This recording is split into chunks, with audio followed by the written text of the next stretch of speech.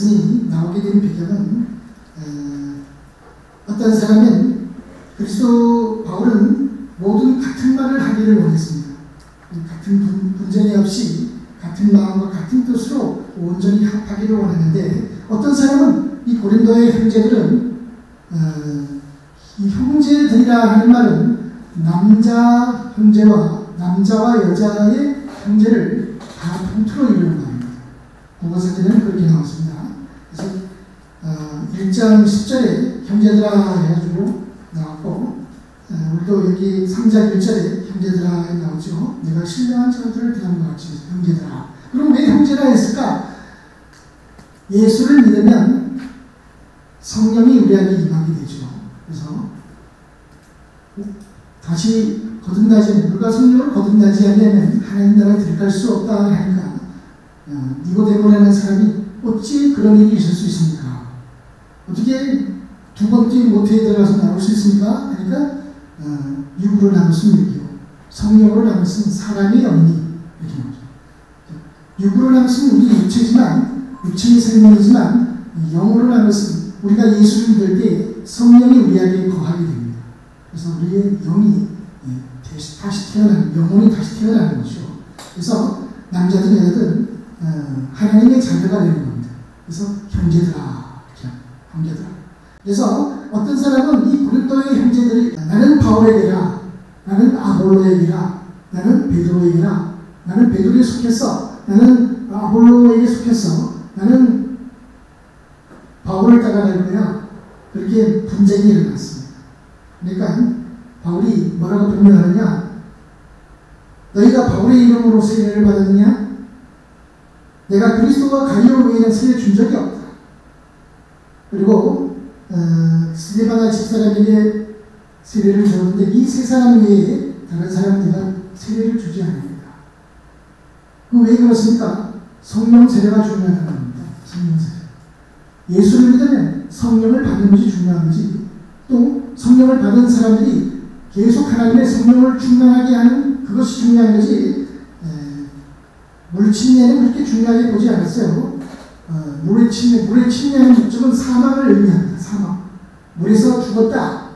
그래서 이제 죽은 목숨이 예수님을 통해서 새롭게 새로운 생명을 얻었기 때문에 그런 의미가 있는 건데, 그래서 바울은 십자가를 전했다. 십자가의 말씀을 전했는데, 그래서 바울은 여러 가지 이렇게 교회의 인도자들을 서로가 주장함으로 인해서 분쟁이 일어났어.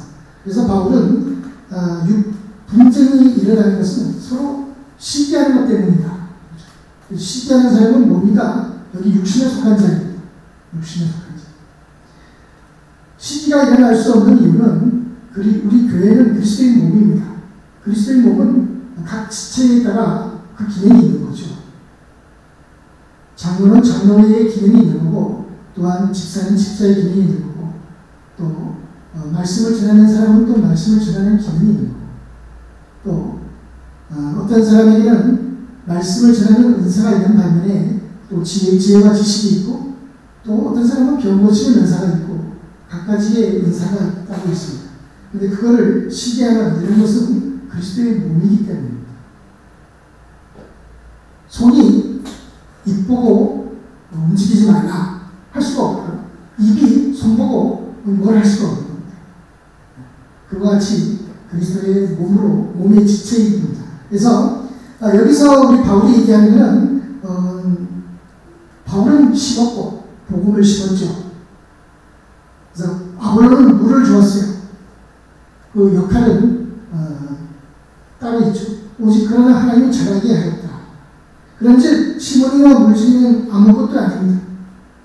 그럼 아무것도 아니면 누굽니까? 중요한 것은 자라나게 하시는 하나님뿐입니다.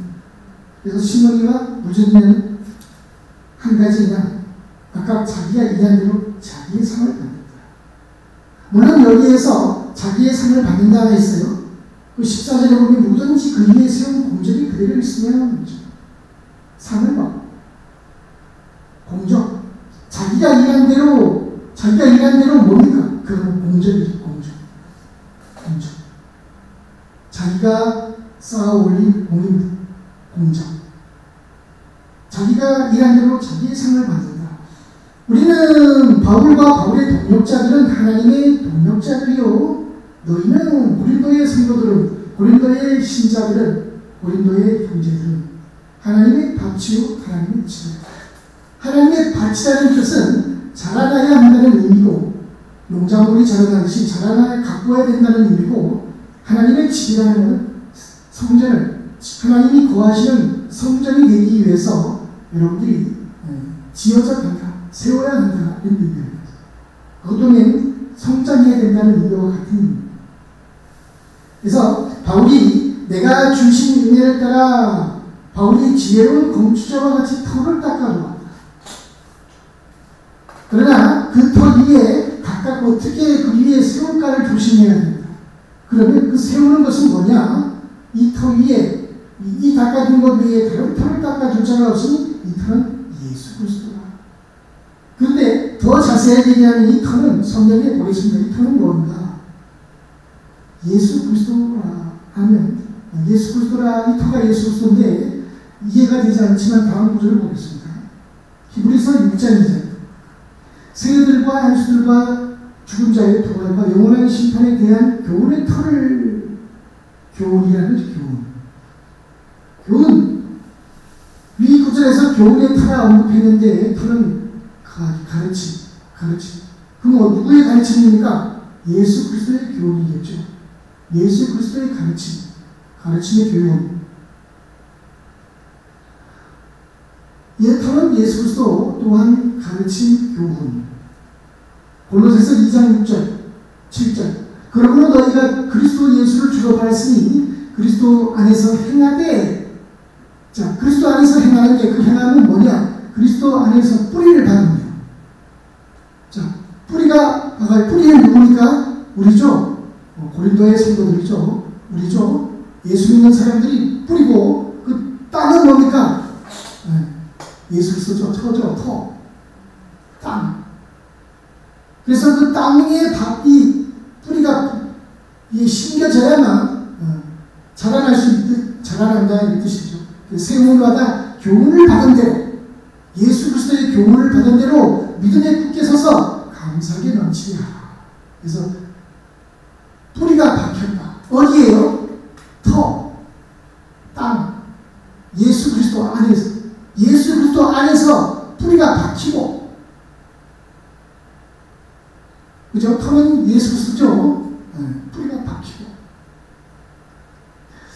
미국에서 바울이 성도들에게 그리스도 예수 안에서 행하는 것을 말하기 위해 땅은 예수 그리스도로 뿌리를 박아 세움을 받은 부부를 성도로 비유하면서 교훈을 받은 대로 믿음에 굳게 서서 믿음에 굳게 서서, 즉 세움을 얘기하는 거죠. 언급함으로써 이 터는 예수 그리스도를 말하고 있습니다.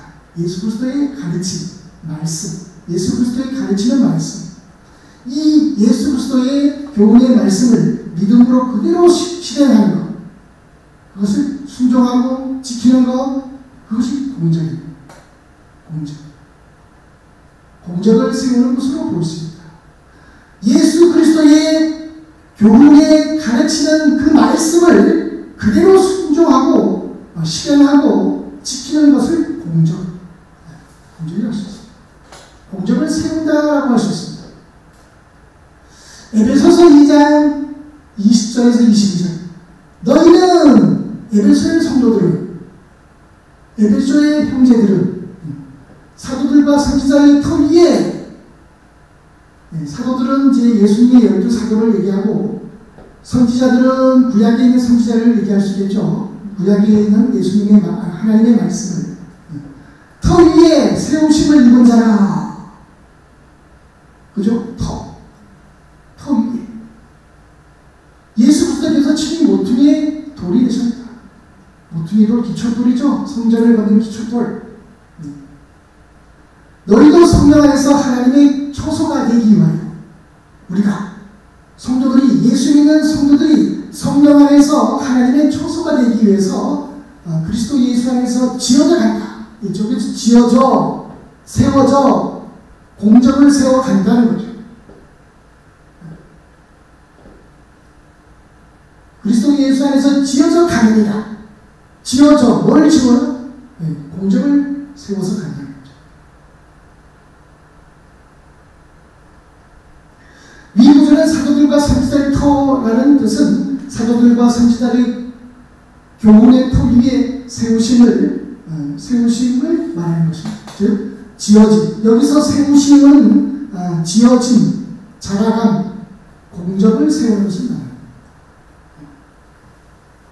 사도들의 터는 예수 그리스도의 교훈의 터 위에 있습니다. 사도들의 교훈은 예수의 교훈입니다. 예수의 터죠. 디모데전서 6장 17절에서 19절 오직 우리에게 모든 것을 후히 주사 누리게 하신 하나님께 두며 선을 행하고 선한 사업을 많이 하고 나누어 주기를 좋아하며 너그러운 사람이 되라. 이것이 장래에 자기를 위한 좋은 터를 쌓아. 좋은 터를 쌓아. 어떻게 된다면 참된 생명을 취하는 것이다. 여기서 참된 생명은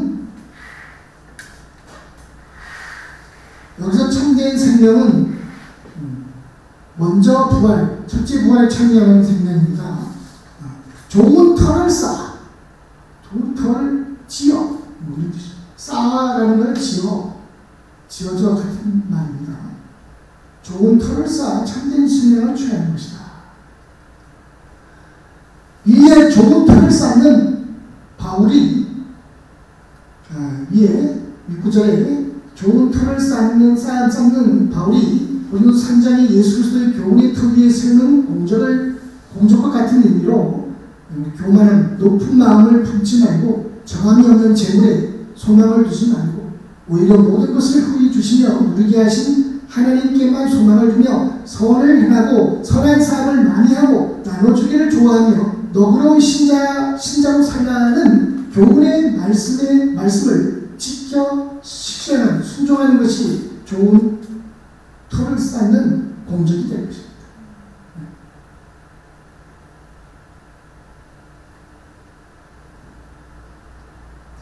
고린도서 3장의 금, 보석으로 세운 공적은 성령의 성전이 된 우리 믿는 사람들이 기도를 통해 순종함으로 거룩한 삶의 공적을 세워가는 반면에 성령의 성전된 믿는 사람들이 말씀을 지키지 않고 기도 없이 거룩함을 세우지 않는 공적으로 살아간다면 하나님이 불의 고통을 가운데 대가를 받고 난 후에 구원을 받는다는 것입니다. 대가를 받고 난 후에 구원을 받는다. 성령의 성전에 있는 사람들이 거룩함의 공적이 없으면 하나님은 멸하십니다.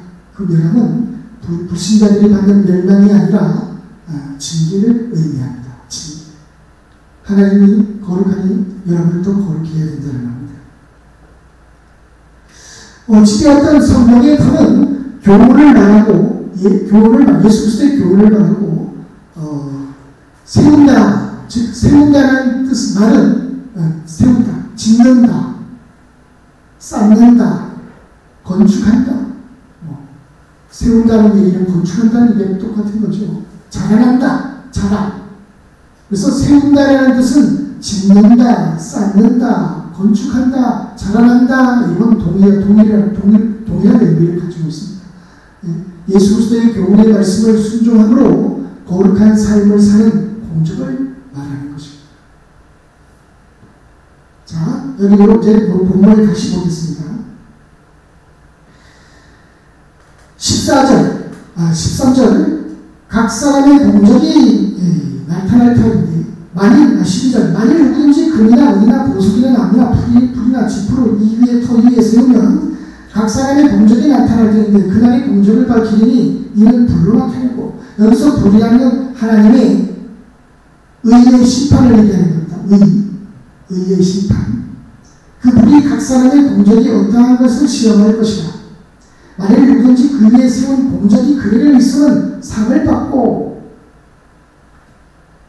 어떤 상이겠습니까?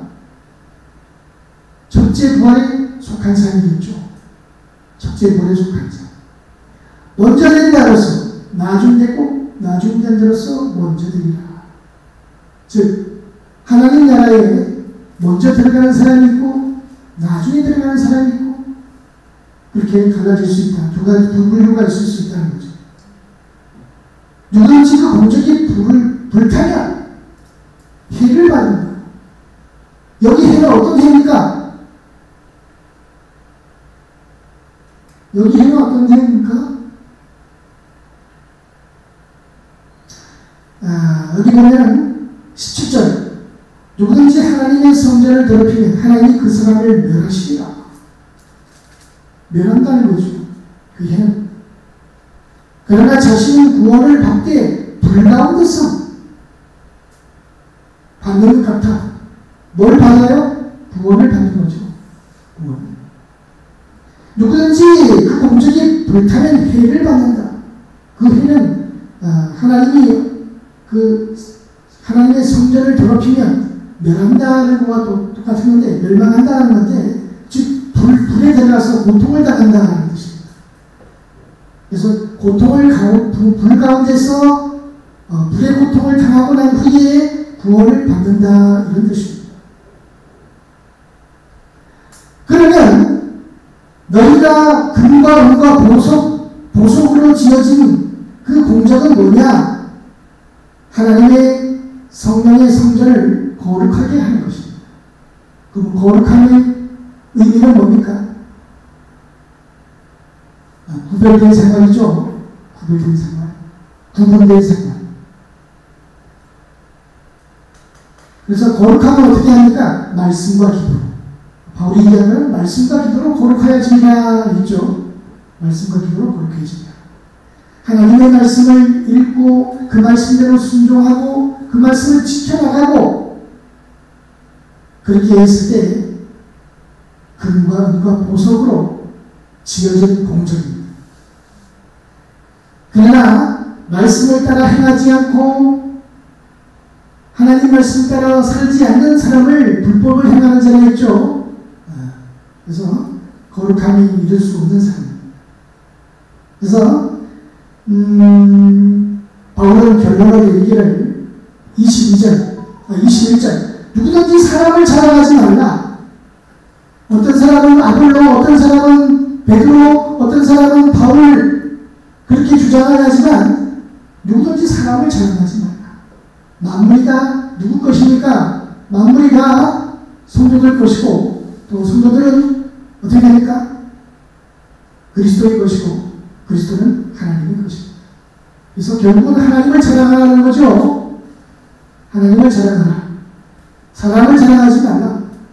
하나님을 자랑하라. 자, 그 다음에 말씀은 계시록 20장 4절. 내가 요한이 보좌들을 보니 거기에 앉은 자들이 있어 심판하는 권세를 받았더라. 요한이 보니 예수를 전하는 것. 예수를 전하는 것. 여기에 예수를 전하는 것. 예수를 전하는 것. 예수를 전하는 게 뭡니까? 전도죠. 예수님 하나님 말씀을 전하는 예수 믿으세요. 예수를 믿으면 구원받습니다. 예수님은 하나님의 본체이십니다. 하나님의 영광의 본체이십니다. 그렇게 전하는 증언, 예수를 전하는 전도자, 그 다음에 하나님 말씀 때문에 목배임을 당한 자들, 이 순교자들이죠. 순교자들의 영혼과 또 마지막 때의 짐승과 짐승의 우상이 경배하지 아니하는 그 사람들이 짐승의 이마에 표를 받지 아니하는 사람들이 살아있다는 뭡니까? 첫째 부활에 속하는 사람들이죠. 첫째 부활. 살아서 그리스도와 더불어 1000년 동안 왕도를 탄다. 여기 오른편에 앉는다고 했잖아요. 보좌들에 앉은 자들이잖아요. 보좌들이 여러 개 있습니까? 그럴 수도 있죠. 그러나 이 뜻은 보좌에 앉는다는 뜻은 뭐라고요? 왕노릇 하는 권세를 얘기하는 겁니다. 그리스도와 더불어 1000년 동안 왕으로 타니 그 나머지 죽은 신자들 어떻게 된다고요? 죽은 자들이라 했어요. 부활하지 못한 이들이 있어요. 어떻게 된다고요? 천년이 차기까지 살지 못하더라. 그러면 천년이 차면 어떻게 된다고요? 부활한다는 거.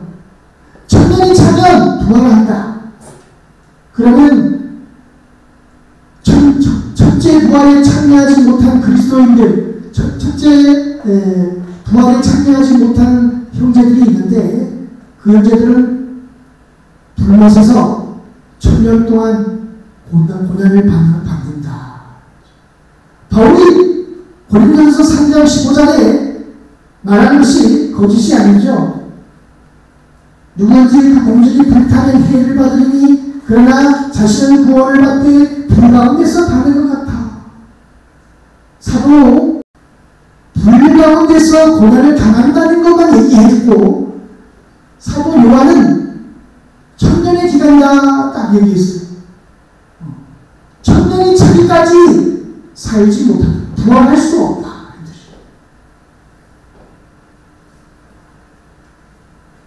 그러면 딱 증명이 된 거지 않습니까?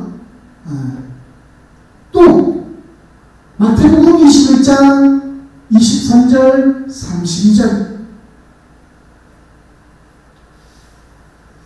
예수께서 성전에 들어가서 가르치실 때 대제사장들과 백성의 자녀들이 나와 이르되 내가 무슨 권리로 이런 일을 하느냐? 예수께서 대답하시되 나도 너에게 한 말을 하느니 너희 대제사장과 백성의 자녀들에게 물으니 너희가 대답하면 나도 무슨 권리로 이런 일을 하는지 알리겠다. 요한의 세례가 어디서부터 왔느냐? 하늘로서부터 왔느냐? 사람으로부터 왔느냐? 그들이 대제사장과 자녀들이 서로 운동하여 있는데 만일 하늘로부터라고 하면 어찌하여 하늘에서 두고 하늘을 뭡니까? 하나님이 보내신 거죠? 그럼 왜 믿지 않나요?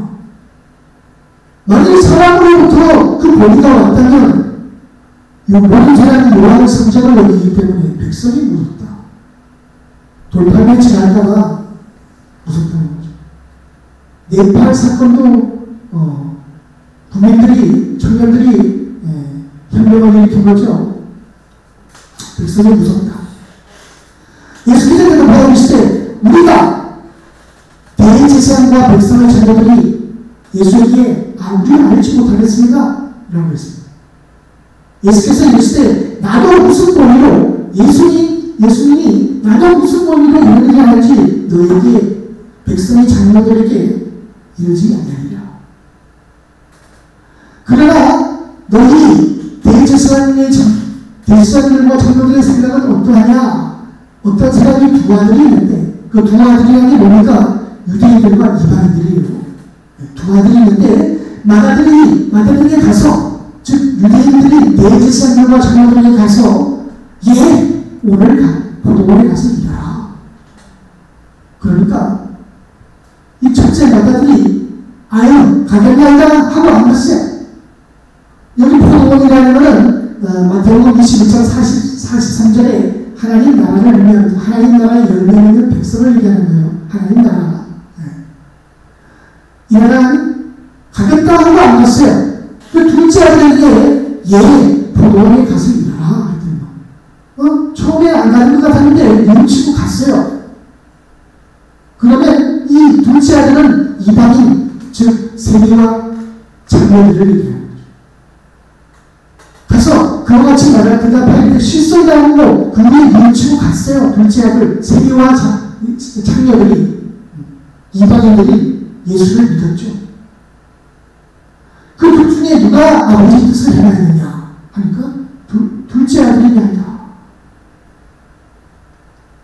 예수께서 그들에게 대제사장들과 장로들에게 이르시되 내가 진실로 너희에게 이르노니 여기 너희들이 중요한 거야. 너희들 세리와 장녀들이 너희보다 대제사장들보다 뭐라고요? 먼저 하나님 나라에 들어가는데요. 그러면 먼저 들어가는 무리가 있는 거죠. 먼저 첫째 부활에 속한 예수님이 있는 사람들이 있고, 그 다음에 첫째 부활에 참여하지 못한 그 무리가 있는 거예요. 그래서 먼저 하나님 나라에 들어가는 예수 믿는 무리들이 있다는 거죠. 세리와 장로들은 그렇게, 그 다음에 이 세리와 장로들이 요한이 의의 도로 너희에게 왔거늘, 세리 요한이 의의 도로 의의 말씀으로 너희에게 대제사장들과 장로들에게 왔거늘, 너희는 대제사장들과 장로들은 세리 요한을 믿지 아니하였으되 세리 요한 장로는 믿었으며 너희는 대제사장과 장로들은 이것을 보고도 끝내 뉘우쳐 믿지 아니하였다. 예수도 안 믿었죠. 유대교라는 게 뭡니까? 유대교. 예수를 믿지 않고 구약에 있는 여호와 하나님을 믿는 우리들이죠. 예수를 믿지 않고 하나님을 믿는 우리들. 그게 유대교예요, 유대교. 그런데 세리와 장로들이 먼저 하나님 나라에 들어간다는, 먼저 다 똑같이 들어가는 게 아닙니다. 하나님 나라에 먼저 된 자로서 나중 되로서 먼저 되리라. 이 말은 누가 믿음이 있던 사람이 믿음이 없어지고 믿음이 없던 사람이 나중에 믿음이 있으니 강해졌다 이런 뜻은 아닙니다. 원래 성경적인 의미에서 하나님 나라를 얘기하는 거예요. 먼저 하나님 나라에 들어갈 사람이 있고 나중에 하나님 나라에 들어갈 사람이 있다.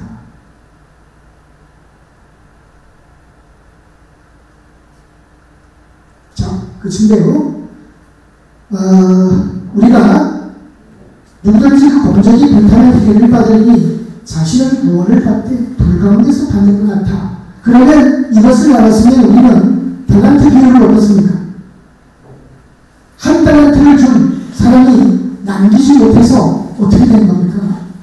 그 사람도 이 구원을 받지만 징계를, 불 가운데서 징계를 받고 난 후에 구원을 받는다. 하나님 나라에 들어갈 수 있다.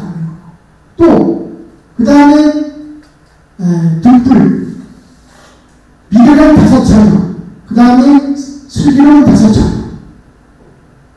그 다음에 미련한 5자녀는 문이 닫았죠. 문을 닫으니까 못 들어갔죠. 그러니까 예수님은 너희를 알지 못하노라. 그 무리도 그러면 다음 주에는 이 세계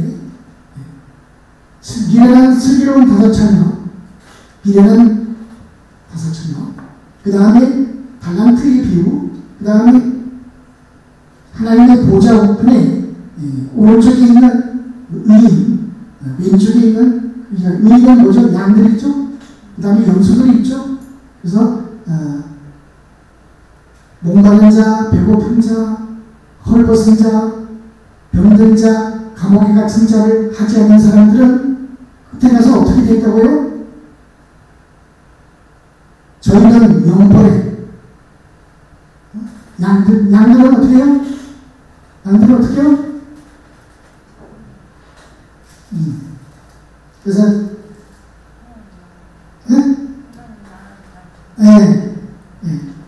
그래서 마태복음 25장에 그 부분을 다음 주에 한번 하기로 하겠습니다. 그래서 이인들은 영생에 들어가고 그들을 의를 행하지 않은 사람들은 영벌에 들어간다 라고 했습니다. 그래서 성경은 많은 부분이 예수 믿는 사람들이 제대로 믿지 못하면 불의 고난을 당할 수 있다는 것을 설명하지 않았기 때문에, 그걸 못 믿기 때문에 달란트 비유라든가 슬기로운 5처녀, 미련한 5처녀, 그 다음에 그 등불이 밝힐 수 없었던 사람들은 어떻게 되고, 또 달란트를 남기지 못한 사람에 대한 것은 또한 의를 행하지 않는 사람들에 대한 것을 설명을 안 해요.